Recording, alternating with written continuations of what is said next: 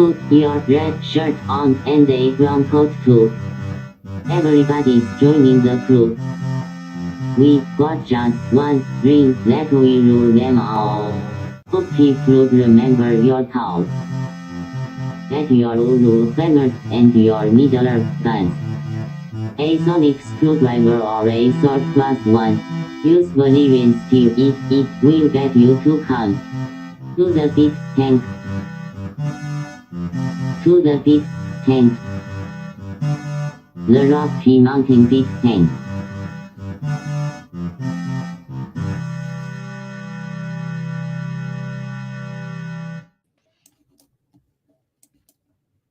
I'm not hearing you.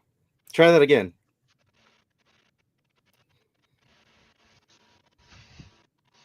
Nothing. Hey, wait. Okay, here, try it this way. Go ahead and try it. Hi, I'm Guy. Hi, I'm Troy. Hi, I'm Alex. And this is Geek Tank, your soundless sized podcast, apparently. 1/3 of the sound is a no sound. Maybe your kid chewed through the cord of the mic. Let's get those technical difficulties out of the way right up front, right? Nothing. Interesting. You have like 50 mics. Want to turn it off and turn it on again? Yeah, make sure it's plugged in, as says Brent. Come on, Guy. We need you on here so I can do my own weird projects while you guys are talking amongst yourselves. Weird projects. Nothing.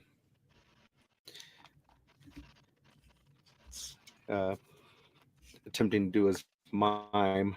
He has an idea. Yeah, get out of here, you loser. My creation. Is it real? It's my creation. I do not know.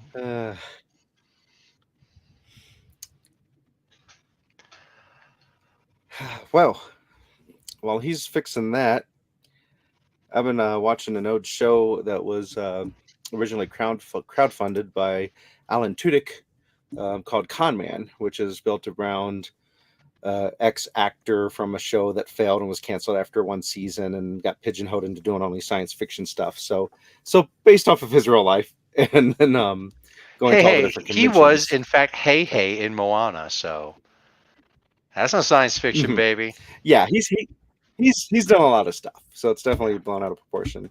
But they have this funny thing in it where it's it's like, we're bringing back the original cast to do the movie except for the one actor who tragically died, Bruce Campbell. And they have a picture of him and he has this horrible wig on. It's Bruce Campbell. That's awesome. It's a great way to do a cameo. Yeah, that is great. But yeah, that's on Amazon. Yeah, Amazon Prime. If anybody's interested. Yeah. I ordered a bunch of Amazon for costume pieces for our family Halloween costume, and so they're like, Prime for free for 30 days, and I'm like, fine, cancel it in 3 weeks.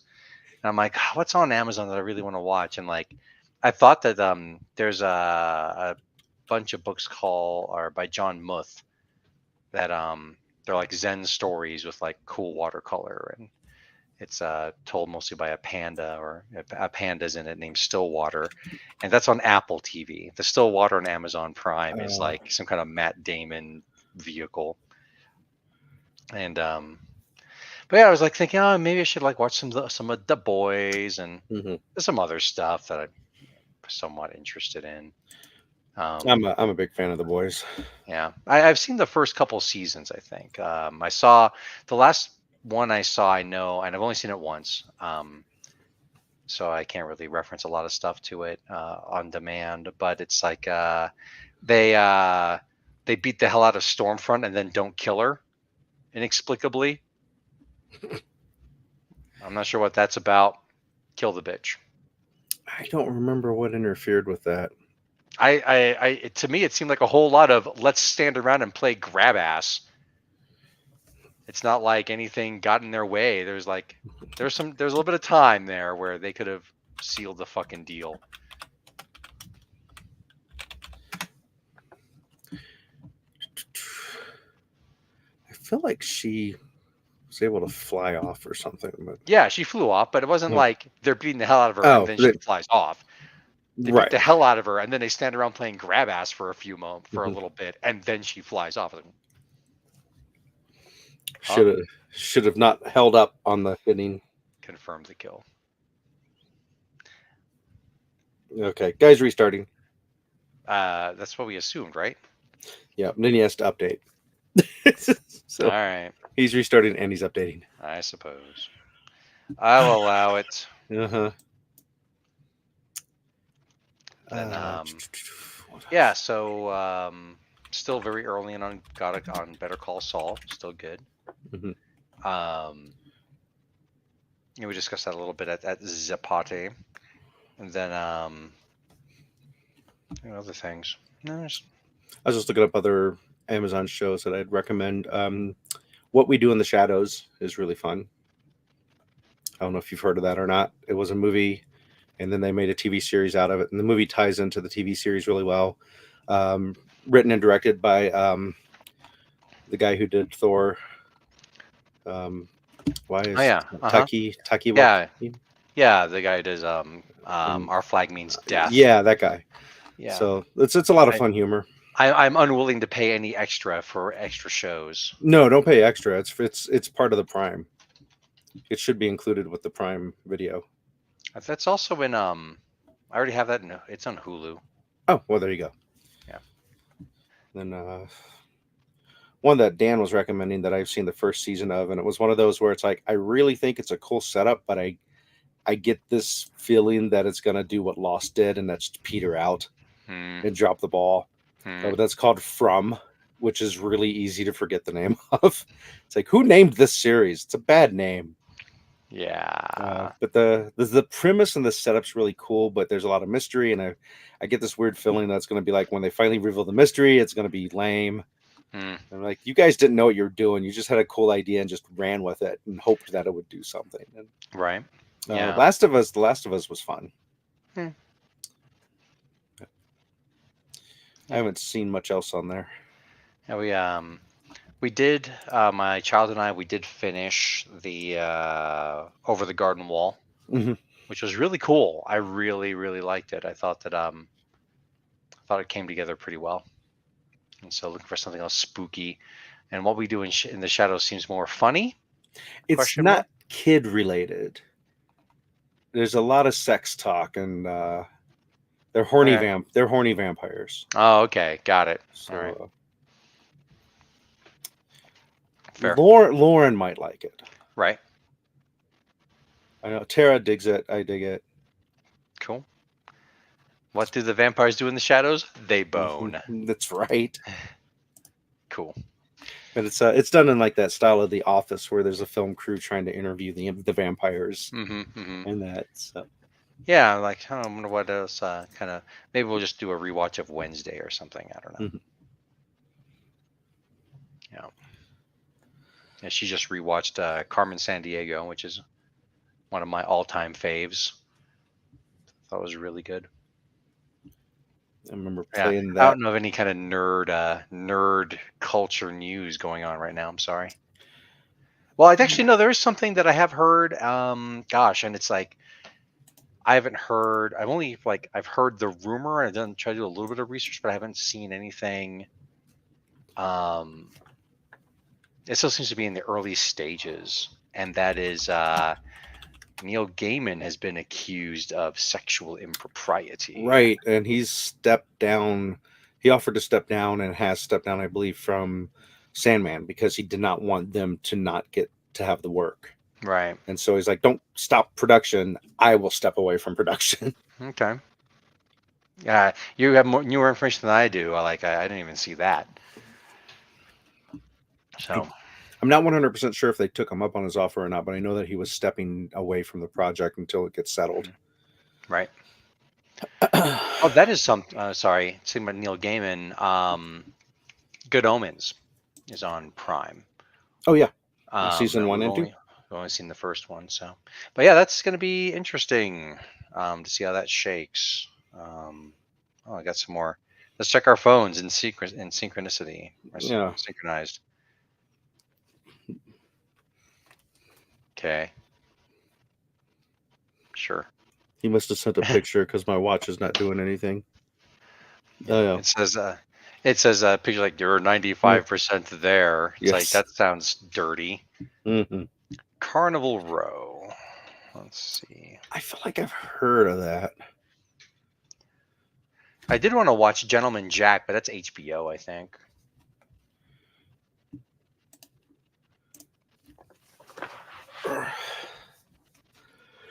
Okay. Oh, Fallout's on Prime, I believe. Is that any good? I liked it. You've played the game, right? I think I might have mentioned this. I played a chunk of the third game, but my damage kind of lined up in a way that I was like, I'm not playing this anymore. And that was It's when got Dale Cooper in it. Go So. on.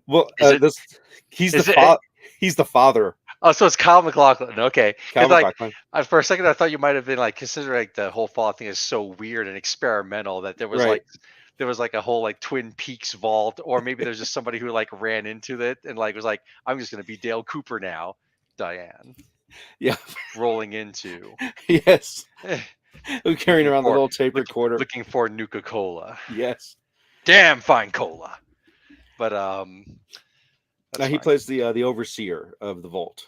Okay. The main vault. I thought they really captured the feel of Fallout really well.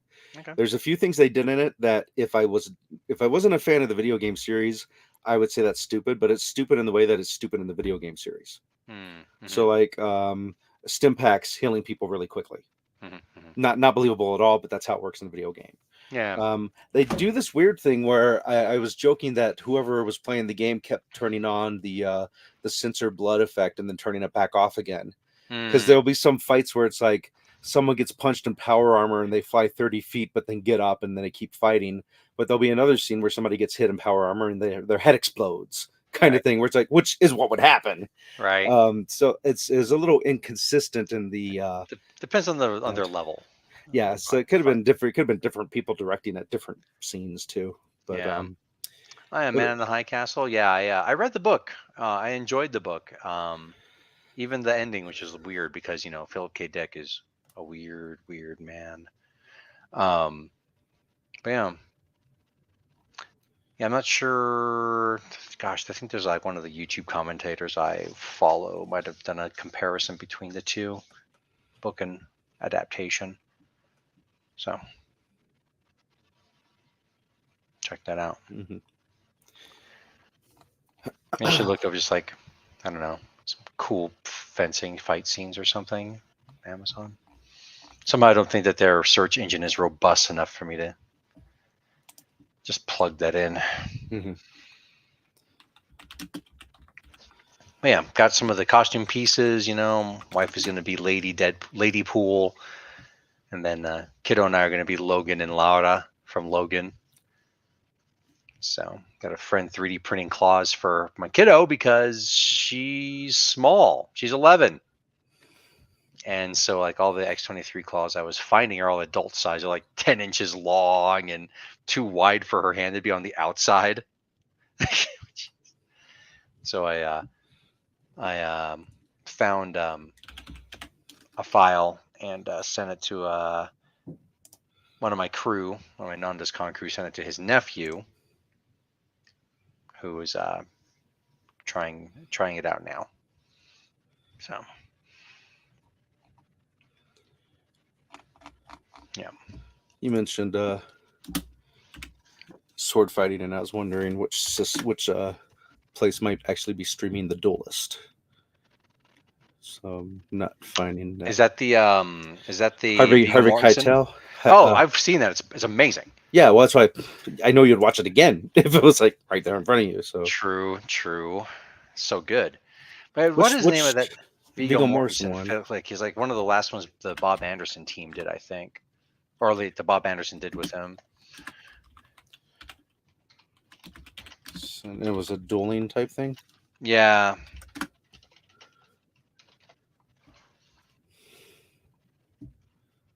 Oh, is it Reclaiming the Blade? No, that's a different thing, isn't it? Maybe.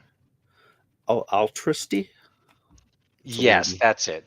I've seen Reclaiming the Blade. It's a documentary.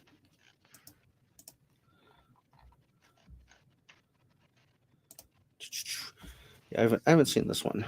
Yeah, A la Triste. Yeah, it came out 2006. Spanish epic history war film.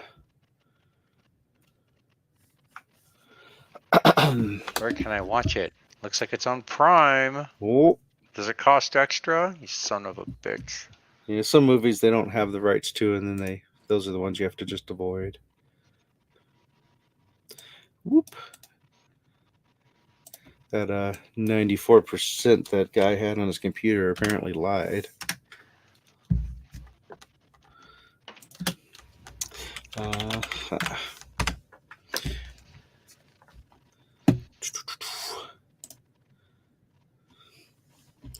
This video is currently unavailable to watch in your location. Arg. My basement. To the VPN. Oh wait, this is the Adventures of Captain Altriste, which is a series. Okay. So that's not the right thing. Yeah, there was some series too that gosh, I think it's I think she plays Marjorie Tyrell in Game of Thrones. I think she was in, where she fences a ton of people because she was a fencer. Oh. I'm like, that's awesome. But I don't think it. I think it was also a foreign. It's a foreign production. But maybe not. You can watch the whole movie for free on YouTube. I just happened to stumble across it here. Right. That's what I did with the newer Hokuto no Ken films. They were all up on YouTube, and I decided to watch them all. So cheesy, so sincere, so good. Yeah, it's English subtitles, which okay. Yeah.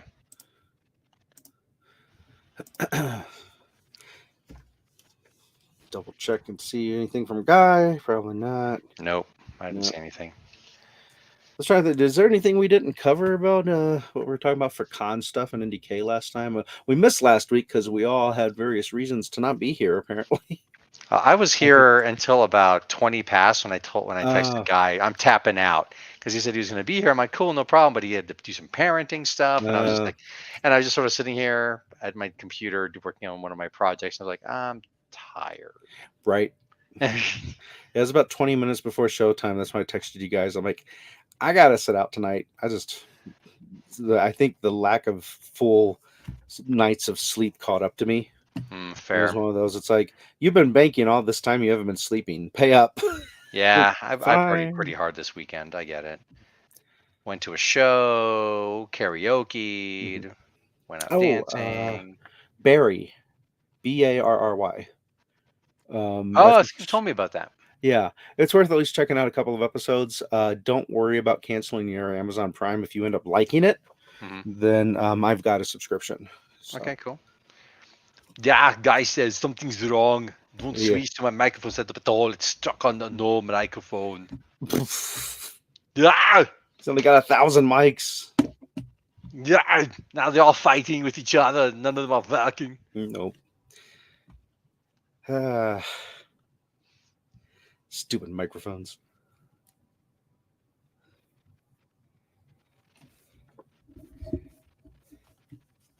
Cool. Stupid Facebook. Getting up all up in people's business. Yeah, I keep debating on stupid Facebook. As keep narrowing down my list of who can see what I post. Right. I was waiting for Guy to get here because I did have politics stuff I wanted to talk about, but I figured he'd want to be in on that. Oh yeah. So yeah, we can always wait. I'll keep suppose. holding off on that. What was I thinking? I'm trying to think of like, yeah, no, I've still got some cool ideas for next year. NDK. I got Mile High Con rolling up here in a few weeks. Oh right, yeah, that's an October convention. Yeah, yep, and got a friend's wedding on Friday night, so I will not be performing in the the cabaret variety show for put on by staffers and staff and guests. Have to wait till next year. I was gonna say it has to wait a year. It's gonna have to wait a year, which is funny because, as you know, I was propositioned at your party to audition for a part in our friend's production. I'm like, I do not have the emotional mental bandwidth for that right now. I'm so Right. sorry. I wish I did. Mm-hmm. Well, she's always doing stuff, so, and sometimes multiple plays in a month. So there will always be more plays coming down the pipeline. Right. I was just looking at some of the guests from Mile High Con. I have Rick Sternbach, which is one of Guy's favorite guests to talk to, who did a bunch of Star Trek stuff. I'm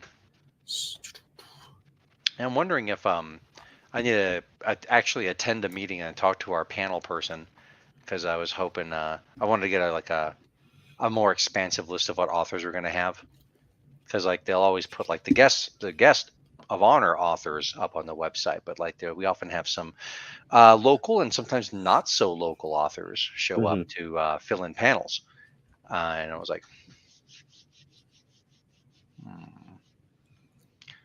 so trying to see if they have anything up here yet. Authors row, guests of honor, vendors. So for those who are interested, October 25th to 27th is the weekend for Mile High Con. Yep, the last weekend of October. Yeah. Their 56th convention, it looks like. I believe it's the area's oldest fandom convention. And yeah. Well, certainly after Starfest, StarCon, whatever is now gone, it's definitely the longest going one. Yep. So let's see. Yep, gaming, modeling, nice mixture of stuff. Oh yeah. It's a, if you've never been to a convention before, I highly recommend. It is it's a small show compared to a bunch of others, and so it's good to kind of get your feet a little bit wet. They also have the best kind of art and model show that I've really seen in a convention. Just great pieces and just beautiful. Yeah, it's definitely vibe wise the opposite of Denver Comic Con, Fan Fest, because that's just so overwhelming and so commercialized. Of like, buy all this stuff, right? Pay this extra money to do this other thing. I remember when I was there, a lot of the authors in that were signing stuff for basically free. I don't know if that's their standard, but I know that seemed like it there, and so it's a way more approachable convention than I think a lot of conventions are. Yeah, and it's a lot of small. I mean, it's a literary convention. We do have video rooms showing stuff and everything. Panels, but it is a primarily literary convention. So there are tracks for people who are looking to like bone up on their writing skills of different types and just sci-fi in general. There's as far as a list of cosplayers, we have people who will cosplay, but it's not that kind of show. Does he have sound? Well, yes, but it's not awesome. That's for sure. So I don't know what's going on here. We've got a weird problem, but it won't switch audio sources. So it is taking the first audio source, which is the camera that's all the way across the room. That is the first audio source in my list. So when you click on the settings inside of click audio and you switch it to line in, it goes okay, and then switches back to the camera. Shit. Do you have to like start digging in your what? Your is it the CMOS where you start putting priorities on which devices and shit? Maybe. I don't know. Well, it works fine in Restream. It just doesn't work in StreamYard. So I went over to Restream and it loads just fine and switches over to the correct to my mixer, and it does it. It's just that when it's here, for some reason, and this actually started today in class.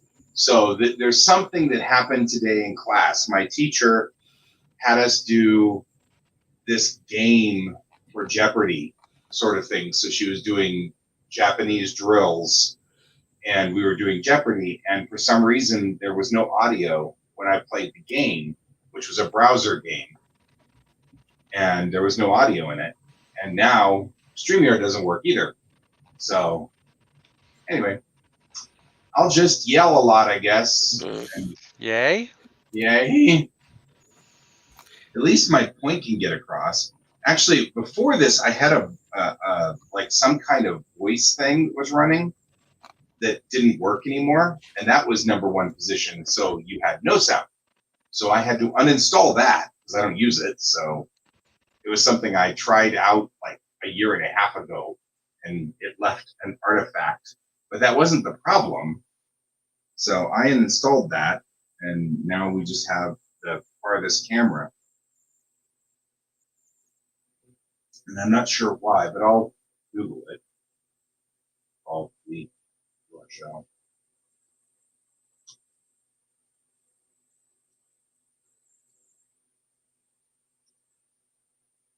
I mean, oh, I can't hear Troy at all.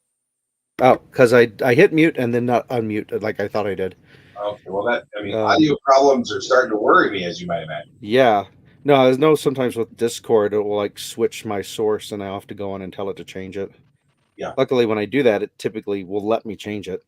Well, this was a complete update and reboot, so I can't imagine what the problem is. I mean, because it wouldn't let you reboot or restart without updating. So first we had to go through a complete update. That's what took so long.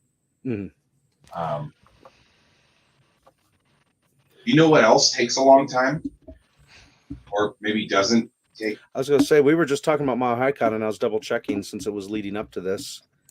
And boop, they are there. Because Geek Tank is sponsored by Kieran Games, Geekway Homes, the Massage Wizard, and Your mom. Yeah, I was looking on their list of vendors, and Kieran Games will be at Mile High Con.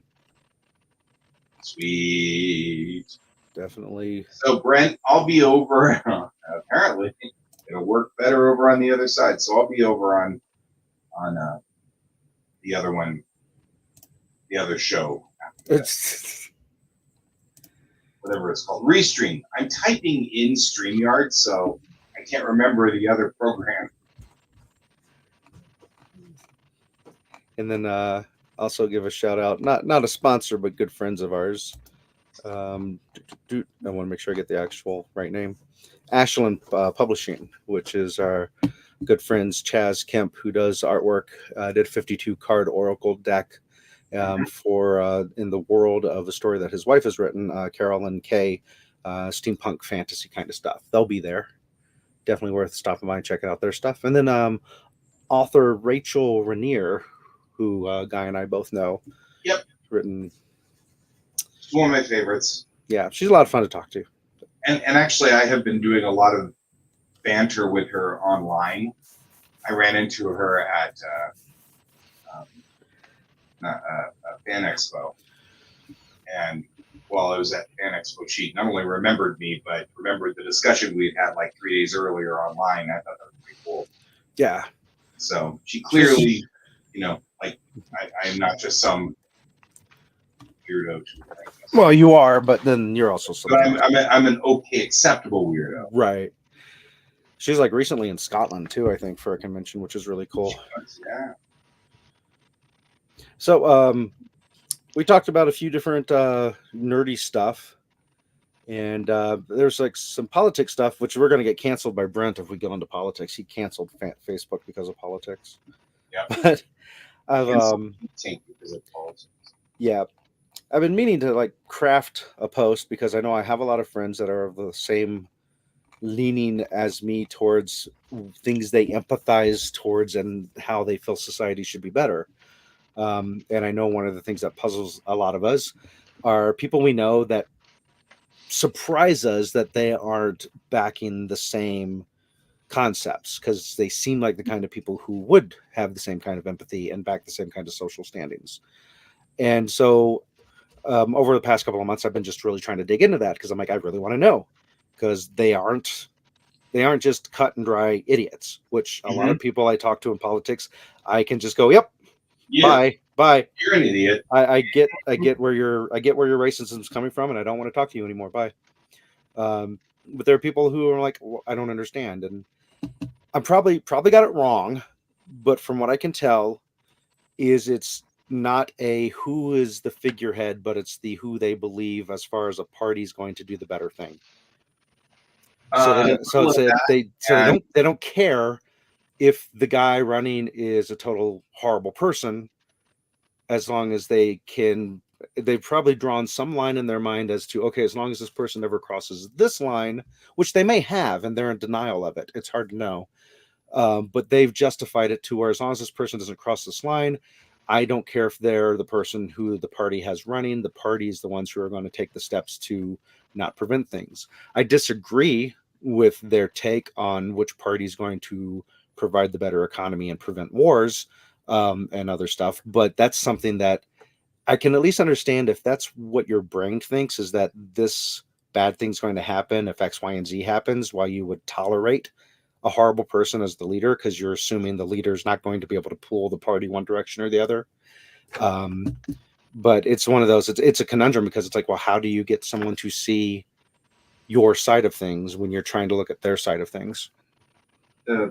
My research so far, and I'm actually doing this as part of schoolwork, so I'm actually doing ethnographic research on this. So far, what I have discovered is it is a little bit of, first of all, our side, whichever side on there that the local side for us has a certain amount of distortion as to what the other side wants. Mm-hmm. And you combine that with the other side is terrified. They have been getting some super high power propaganda about what would happen if our political side won. And that's part of it, and that's the big problem right there is, and this is talking to our mutual friend, Mm-hmm.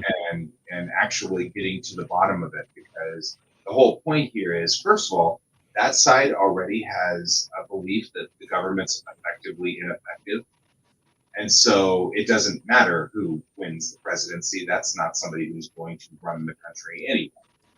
But in a strange twist, they do believe that if the alternating side gets in, they will change all the laws so that the person will be super effective and destroy everything we've got. And that's what they are. One of the reasons why I'm suspicious is because both sides seem to be saying the exact same thing with different wordage. So the question is are they both wrong, or is one group adapting the tactics of the other group to try to counter espionage it, so to speak? Yeah, there's all kinds of questions that are involved in this one. And it's been difficult to talk to my friends about this, because by talking about what I'm doing as research, it sounds like I'm taking a neutral position. And I'm not. Politically, I've got my own opinions. I'm going to do my own voting the way I will vote or whatever. But when I'm doing the research side of this, it's observing two fishes in a fishbowl. Mm-hmm. So I talk as if I'm observing two fishes in a fishbowl, and I'm not one of those fishes. You know what I mean? Whereas my personal stuff, obviously, I am one of those fishes. And so it's been difficult, because when I talk about it, people are like, but you can't take the center. You have to make a decision. I'm like, I made a decision that has nothing to do with this research. Right, but if you're trying to learn something, you have to know where your limits are. Let's look at it as driving, because we can both look at that. I think that take a side, because this is going to get weird. No, I think the statistic was something like 90 to 95% people all say that they're good drivers. Yes. That they do not recognize their own failings and assume that everything that happens wrong is not their fault, it's someone else's fault. And so there's no leeway for them to learn how to approach what they're doing better, because they feel like they're doing it well enough. And so as a driver, you really need to step back and divorce yourself from who you are and your stuff and look at it completely unbiased and go, was it really wise for me to accelerate for that yellow light? Right. Or did I have plenty of time to safely stop? And people are like, well, I do it all the time and I get away with it, so it's fine. It's like, that's bad logic. So if you look at that in a political way, it's really hard for people to step away from their own beliefs and say, I need to analyze this from a distance so I can be sure that what I believe is accurate and that I'm not getting bad information from the echo chambers that I might be walking through. Right. And that's been how I've been trying to approach this. And I haven't seen anything that has been enough evidence to me from the counter evidence to prove to me yet that my theories and beliefs are wrong. And I'm trying to disprove them because that's the only way I can be guaranteed that I am correct in what I'm thinking. No, that's the scientific method. Yeah. Come up with a theory and then you disprove it. And then you have to revise your theory and then you disprove that. Mm-hmm. You keep going until you can't disprove it anymore, then give it to a friend and have them disprove it. Yeah, peer reviewed. Give it to your enemy and have them disprove it. Mm-hmm. That's the way we do science.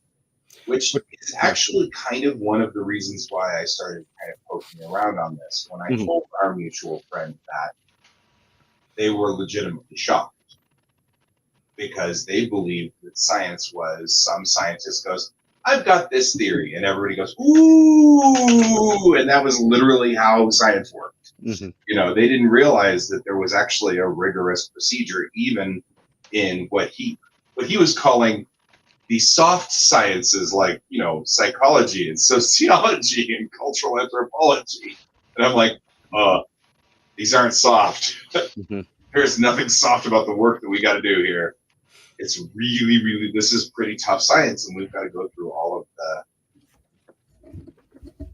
Why does it matter if your friend disagrees with you? Oh, it doesn't actually. I'm just curious why everybody disagrees with everybody. I think the importance is it gives you a way to check yourself as to whether you're right or not.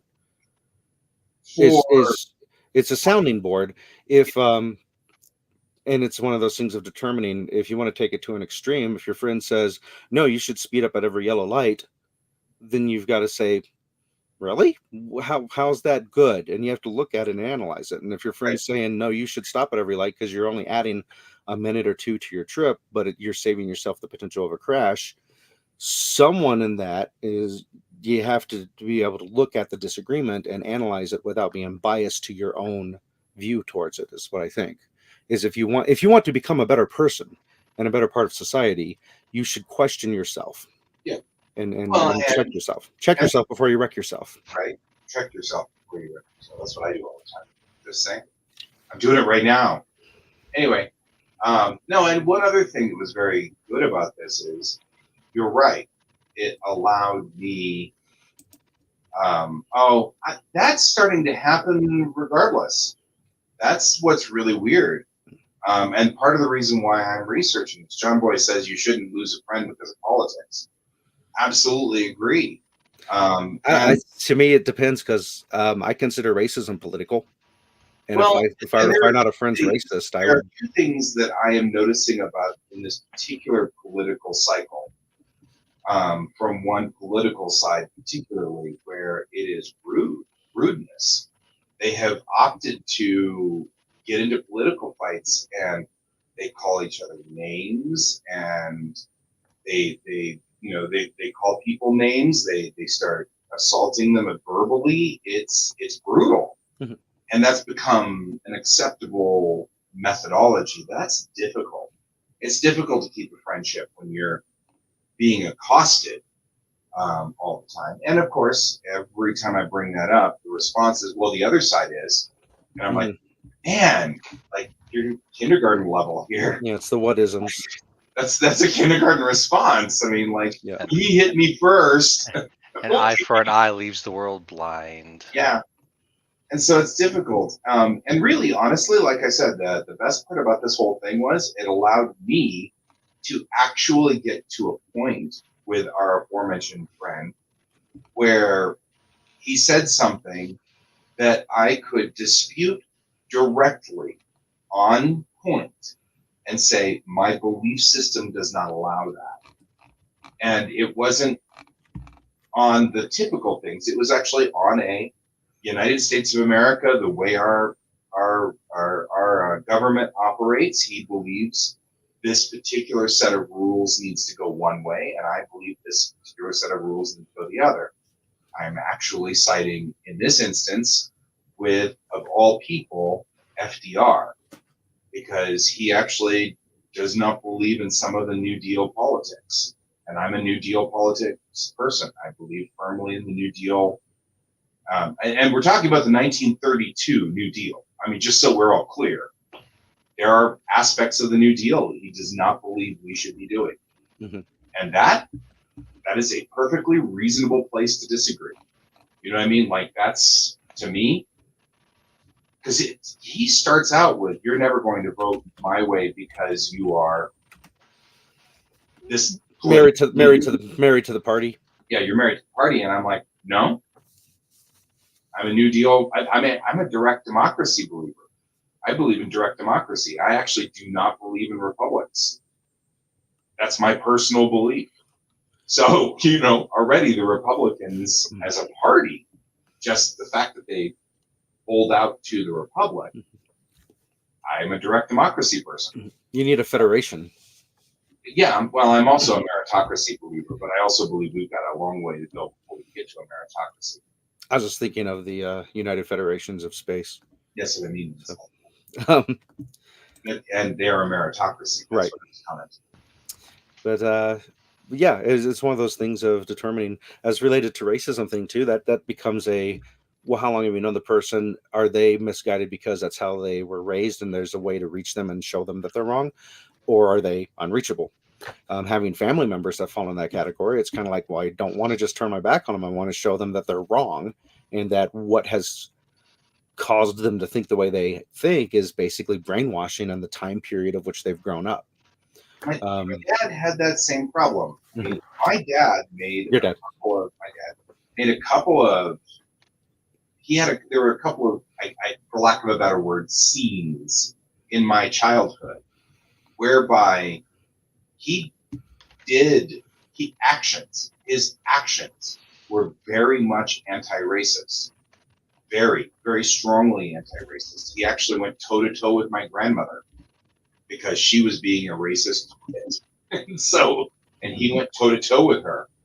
And I was very proud of him for that and stuff. And then later on, he's siding with the party that traditionally has been called racist. And so, that's what started me on the path of going, that's a dog whistle. And we've got a few dog whistles that are out there. And one of them is the political right has a dog whistle that says the political left is non-patriotic. And that's a hot button. It makes it easy for them to instantly boil. And the political left uses the term racist as their hot button. And it makes it easy to boil both sides and consolidates it.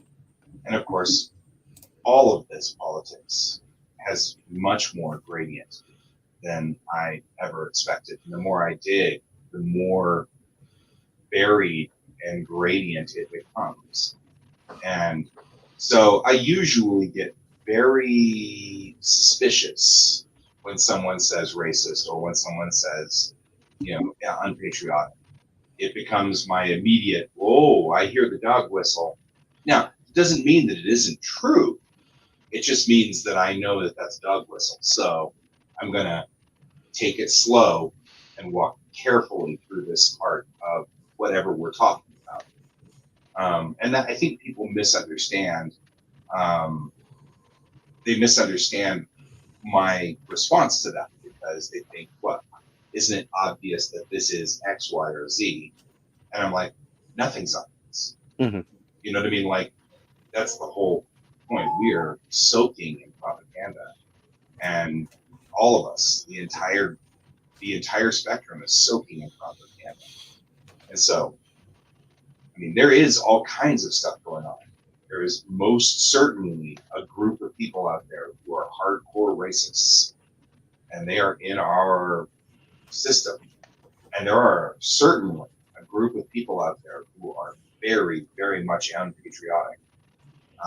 And they do seem to align with the parties in question, but that doesn't mean the majority. So that's part of the problem. You know, I don't know.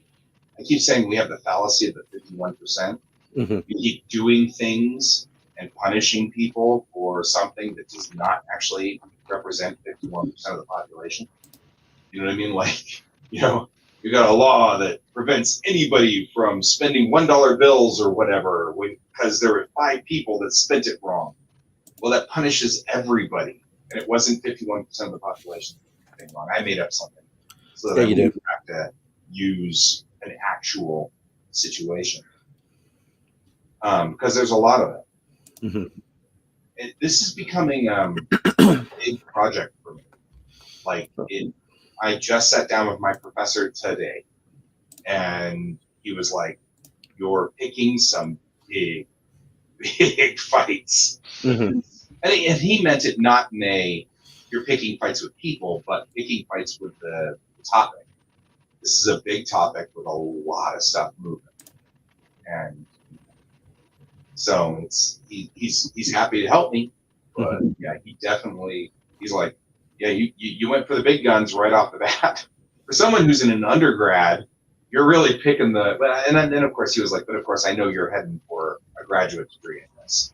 Right. So, well, definitely one of the problems is finding someone who's willing to engage in debate, that's willing to accept sources of information as fact. Yeah. Because I found that a lot of the stuff is whenever presenting stuff, even though it's by definition is considered a reputable source, if it disagrees with the person's side, they will say it's not reputable, and they will quote an unreputable source as the counter measurement to it. And they're like, well, you only say it's unreputable because it's not your side. And it's hard to show. It becomes one of these weird things of like, it's an unwinnable argument from either side, an unwinnable debate. I'm having an interesting discussion with someone online about hominids specifically, and the belief that he had made, or the statement he had made. And if you're listening to the show, I apologize, but I'm going to use you as an example here. And that is, the example he had made was that he felt like we were no longer competitive. The humans had gotten soft, and we were no longer survival of the fittest. And so he didn't think that we had the edge that we once had.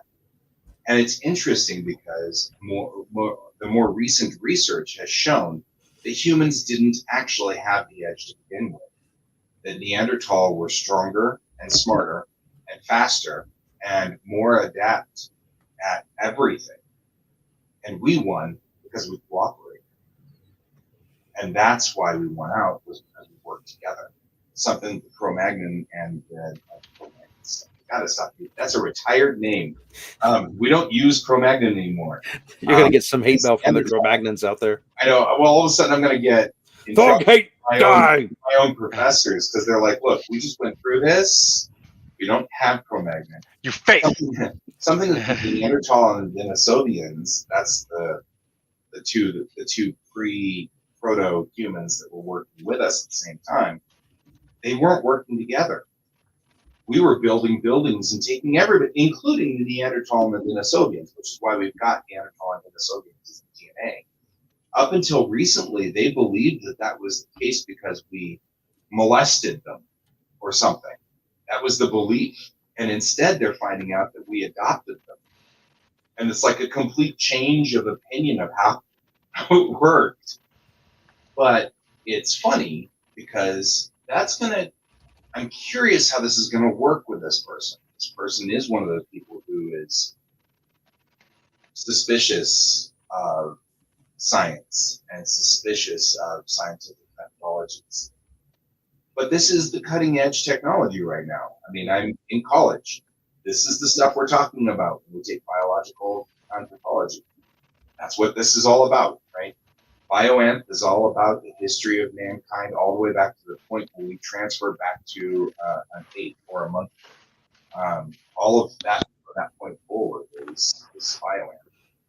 So it's fascinating because I'm curious how the next step will go. Will he rebuke that with, but you're just saying that because you're one of the system, you're in the system. So I'm curious what the next step will be. Right. And he ends up becoming, sadly, one of my subjects. Mm-hmm. You know, because like I need to start warning people. You guys are all potentially my subjects now. I'm just saying. It's an interesting take because we're not living in deserts anymore, having to fight off wild animals. So the same set of skills that you needed 300-400 years ago to survive are not as useful this time around. You need a totally different set of skills to stay alive and succeed and grow as a society. Well, I mean, the fact that there's 8 billion of us, and we are we're like cockroaches on this planet. I think that short of literally blowing the planet's atmosphere completely off of this planet, even that may not kill us.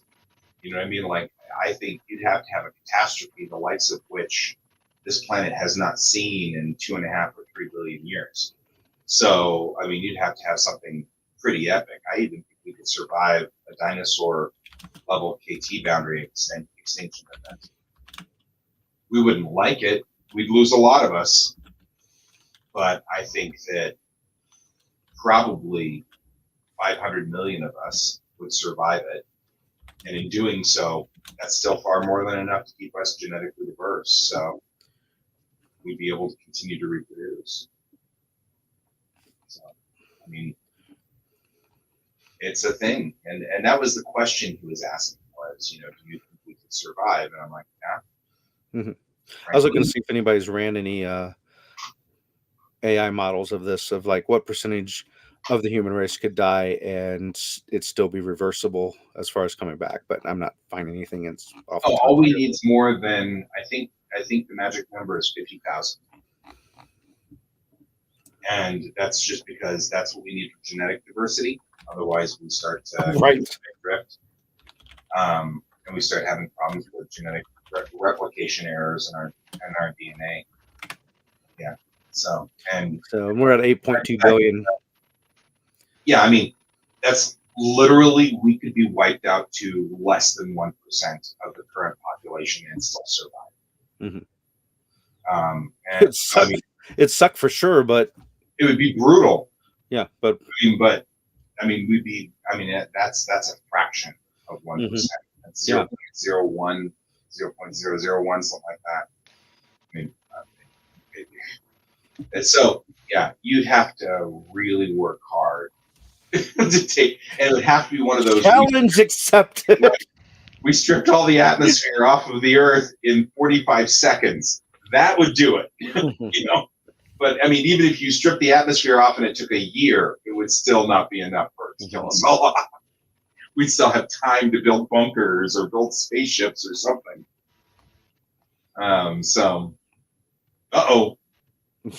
Bob's opening a new game. Wah! It's not good.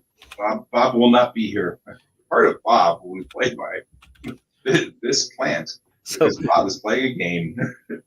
One of the things that we mentioned before you got here was some shows that we'd been watching in that, and I've been watching the show Con Man with Alan Tudyk, and there's a scene where he meets a girl and he's talking to someone on the phone about her. It's like, did you ever see that show Battlestar Galactica? She looks like that hot Cylon. No, the other one. No, the other one. No, the other one. No, the other one. And of course, they got the actress to play that character, so it was her. But yeah, it's a fun show. I know you're a fan of Battlestar Galactica. Yeah, it was Katie Sackhoff, wasn't it? I think so. The blonde, yeah, the hot one. The hot one. See, the problem is my version of which one was the hot one seems to be different than everybody else's version of the hot one. That's the joke. They're all hot. Yeah. One was markedly Resident Alien You want to talk about Alan Tudyk just doing a bizarrely awesome thing? It's a fun show. Such a wonderfully Alan Tudyk sort of movie or TV show as Resident Alien. Yeah. You can see a lot of the same facial expressions in Con Man, where he was clearly workshopping that look. Andromeda's Edge got 8.7 on the rating. So on the Richter scale. Well, there's only out of 600 people, so I guess that's not that great yet. Well, it's pretty new. Need a bigger, yeah. I'm looking. Oh, it's not a video game. I thought it was a video game. It's got pretty spaceships, guy. Yeah. I'm sad now. See, the problem I've got is anytime Bob does something, I have a fear that I'm going to get into it because you want to be like Bob. Similar taste. And so, like, Bob gets into something and I'm like, oh, crap. I know I'm going to get into this too. Those ships look a lot like the Arbiters from Protoss. The ones I'm looking at. Oh no. I'm going to hate myself for this. Yep, you're going to look it up and you're going to hate yourself. I can already tell. You just have to convince yourself that you don't have to own it. You just have to go hang out with Bob and play it. Except the problem is I just like the spaceships. I know. You have a problem. I have a real issue. Mm-hmm. Oh wow, they are. They do look like the Arbiters from that photos. Look at the colors too. Those are ridiculous colors. I love it. The colors are gorgeous. All right. Get the deluxe upgrade kit. Did you get some of your word stuff done, Alex, while we were talking? Yeah. All right. It's about that time, though, eh? Yeah, it's about that time. I like the science vessel looks kind of like a distorted starship. It even says I don't believe in a no-win scenario. Okay. See, we're not even pretending here, guys. We're not even pretending. Can't copyright that. Nope. But they're not even pretending. So, that's okay. All right. No, so yes. I find, anyway, the long and the short of this is I do find the political thing to be fascinating. I also think that people think that I'm, I don't know what's going on, but my responses that I get back are not the same as the things that I'm saying. So yeah, it's kind of you need to preempt every conversation with a here's my stance, so don't question my stance. Now let me talk about this from a scientific standpoint, of which you're going to assume that I'm either against your side or have no stance, which is incorrect. Right. Well, I think also, I think I'm going to formalize. I've got to formalize up all of this stuff anyway, because we've got to start building up research proposals and stuff. So I'm going to have to formalize this. So I think if I started out with, hi, I'm doing research for my project, it might go a lot easier because you guys would be more than happy to give me information for my project. And it's a lot easier than to think that you're trying to convince me to vote X or vote Y. Right. Right? If you just know that I'm working on a project, then you'd be like, oh, yeah, sure. Here, let me tell you what I think, and here's how I believe on this and stuff like that. Because that actually has been easier for me to communicate with some of my friends that are on the other political spectrum. It's when they know that I'm just working on a project. So. I feel like being on the political spectrum should be its own classification of a handicap. Right. So that's the other spectrum that I'm working on right now. Neurodivergent spectrum. All right. Well, we are rolling up to your time to say goodbye. Yeah, we've run out of time. So that's all right. I feel like I totally dominated over Alex. I got on here and then talked all the time, and Alex didn't get to say anything. I'm tired. We talked the entire time you weren't here. Yeah, that's true. And I actually said, if Guy's not here, how am I going to get my projects done without That's you two true. talking at each other? And as I soon as I heard heard, it's kind of like driving school, I'm like, excellent. Boom. Yep. I can just There's my opening. zone out. All right, guys. I think we've run out of time for the night. Yep. Thank you for joining us, John Boy and Brent and Bob. And I appreciate you guys being here. And any of those who were silent. Yes, alas, even though I was mostly silent, at least. No, I meant thank you to all those who didn't chime in. That might have been like spectating from the gallery or something.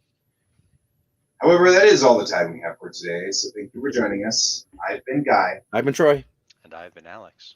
And this is Geek Tank.